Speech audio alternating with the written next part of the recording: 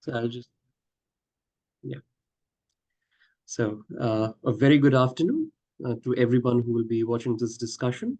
And thank you for joining us on our panel where we interview experts in fields such as digital manufacturing and security. My name is Dr. Susheem Kanwar, and I'm a postdoctoral researcher at the NYU Tandon School of Engineering. Before we begin, let me just thank our sponsors, especially the National Science Foundation, without whom events like these would be possible.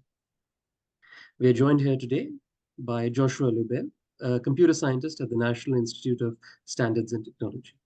Thank you, Joshua, for taking time out of your busy schedule to talk with us. You're welcome. If you don't mind, thank you. If you don't mind, would you like to give a brief introduction about yourself? Sure. You already described me as a computer scientist, and I work in a part of NIST that applies technology such as computing technology to solve problems faced by the manufacturing industry. So although I'm a computer scientist, I work with I'd say the majority of people I work with are engineers of one sort or another, many of them mechanical engineers. Interesting. And how did you become interested in this field and end up where you are now? Well, I came to NIST by chance, actually.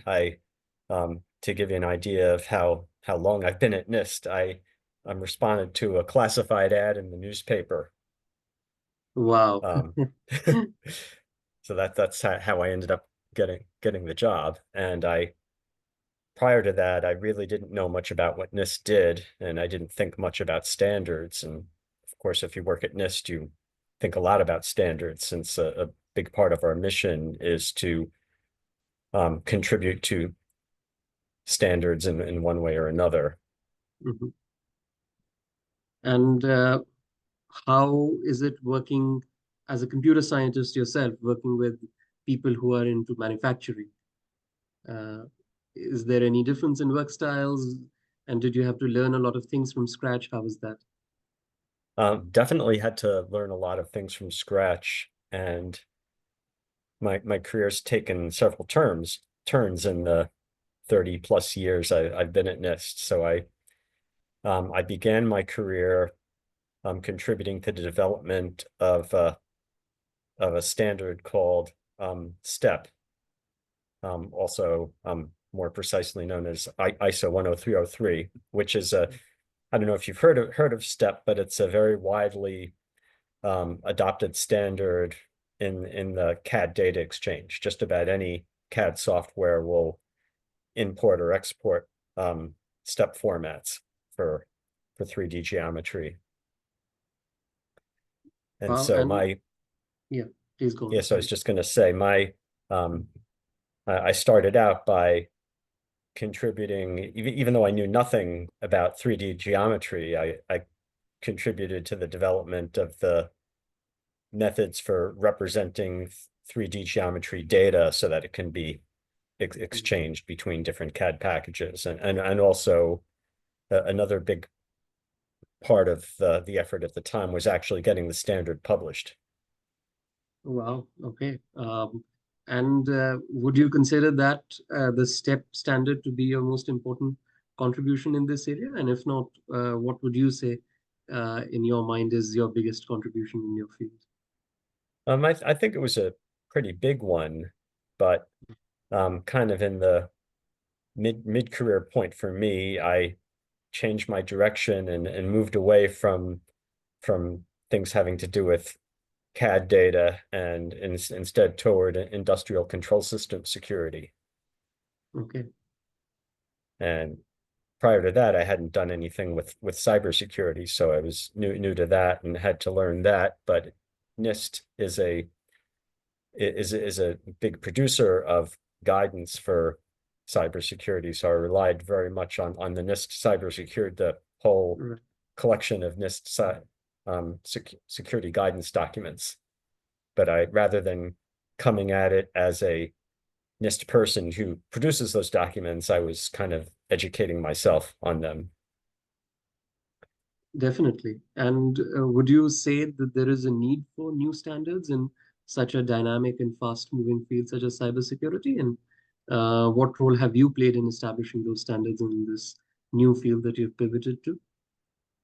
Well, there is, and one of the big challenges in cybersecurity is risk management, and it's not just a matter of understanding security technologies like encryption, for instance, but understanding how to apply what you know about an organization's business model and their tolerance for risk, and also the threat landscape out there, and use that to kind of drive the security policy.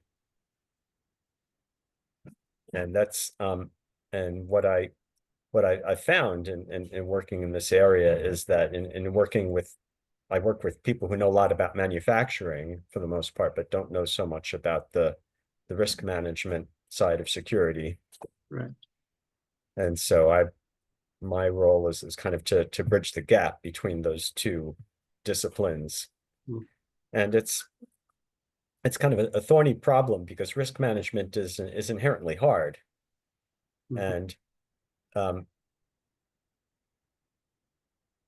one way of approaching it is to kind of make a lot of assumptions about the organization, and you can do that to some extent if you're an IT organization and you use a lot of commonly used operating systems like Windows, Mac OS, etc., and software platforms like Google and Office 365 and so on. But in the manufacturing area, there's much more diversity in the kinds of environments.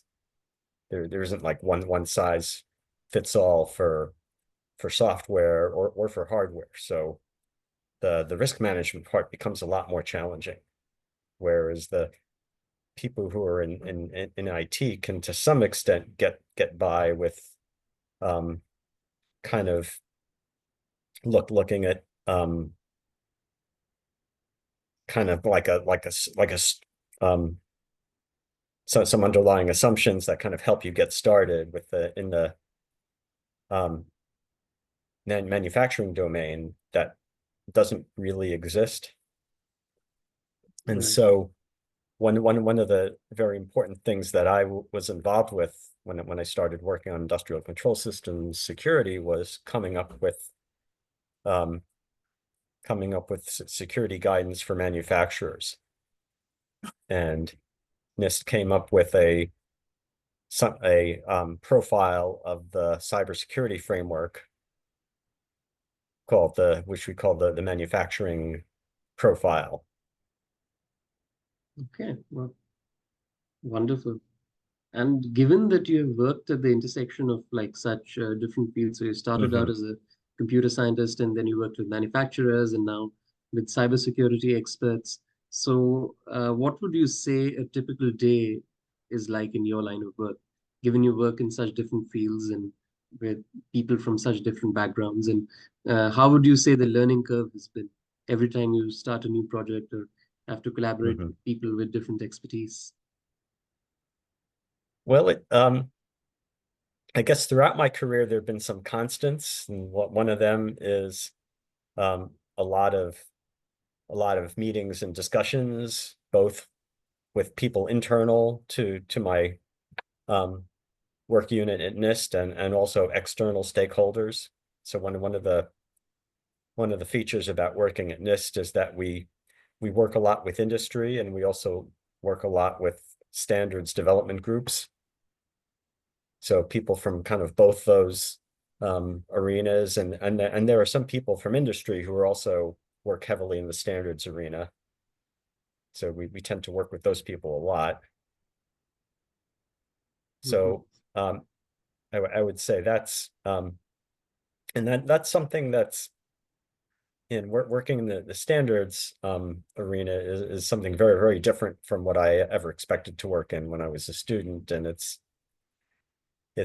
highly technical, but there's also politics involved, and and different cultures involved if it's an international standard, which Right. many of them are. So that's Yeah. so one so in throughout my career, I've gotten to meet people from all over the world, and sometimes have had to do virtual meetings with them across time zones, Mhm. which is sometimes challenging. Yeah. So that's been, I guess, a constant throughout my career. And I would say earlier in my career, I spent more time writing code and on writing papers and Mm. presenting research. And then later, maybe a little less on those things and more time working with junior level staff. And Right. to another interesting thing about NIST is that um, in addition to federal staff, we have a pretty large number of guest researchers, Okay. Wow. and many of the guest researchers are foreign guest researchers. So I've, worked with people Mhm. here, from all over the world. So it's just an interesting and dynamic place to have had my career. Yeah, no doubt. Sounds very fascinating and interesting. And given that you have been in this field for decades now, and are an expert, how do you see this field evolving, and what do you think is the future trajectory of the field, for, let's say, the next 5 to 10 years, especially? Well, one thing I've certainly with manufacturing systems, there's more and more attacks are being publicized that are not just IT attacks, but actually attacks on the physical system itself, or attacks whose goal is to sabotage the manufacturing process or parts produced. Right. And another thing is more, I think, increasing, and particularly with digital manufacturing and additive manufacturing, there's more concern about privacy, Mhm. since we have personalized manufacturing. So a manufacturing specification for a part could have personally identifiable information as part of it. And then Right. another thing that's kind of fascinating is the notion of illegal part manufacturing, like ghost guns, you've heard of in the news. So that introduces all kinds of um, not just technical challenges, but legal challenges and Right. regulatory challenges. So Mhm. when you take a technology that democratizes manufacturing so that it can be done by a hobbyist at low cost, then how do you control what they actually build from the technology? Yeah, I can imagine that must be like a huge burden, on your shoulders, as well as the other researchers, so the technology isn't misused by people with the wrong intentions.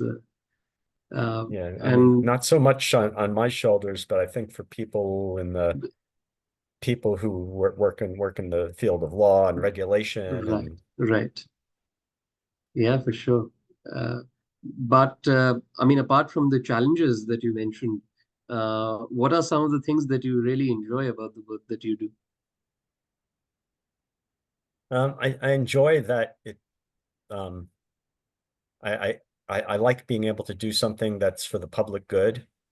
Mhm. It's not, don't work for a for-profit organization, and I'm not saying the two are diametrically opposed to one another. I think there are plenty of people who work for profit who also do something for the public good, but it's nice Right. to not have to, worry about my company's stock price all the time. And Mhm.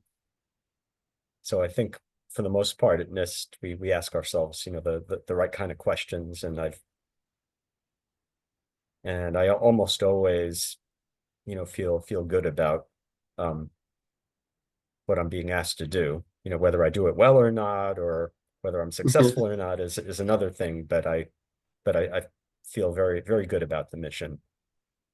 Well, that's good to know. And finally, what is one piece of advice you would love to give to young professionals entering this field, especially those working on standards? Uh, I think I think the skill set is multifaceted. Of course,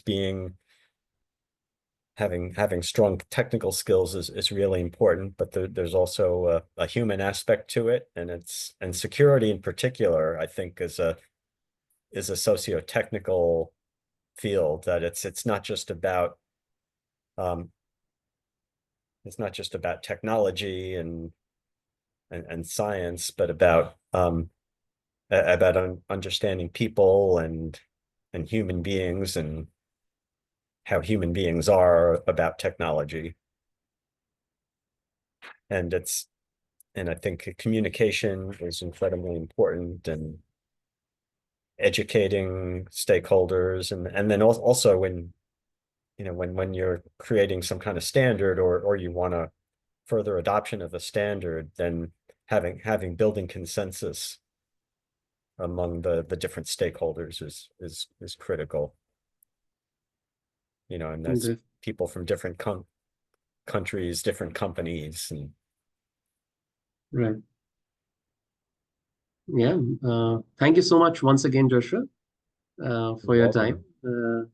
Yeah, it was fun and very illuminating conversing with you. And I think even for those who will be watching this, it would be quite useful. So thank you very much. Thank you. It was a pleasure, and thanks for the opportunity. Of course.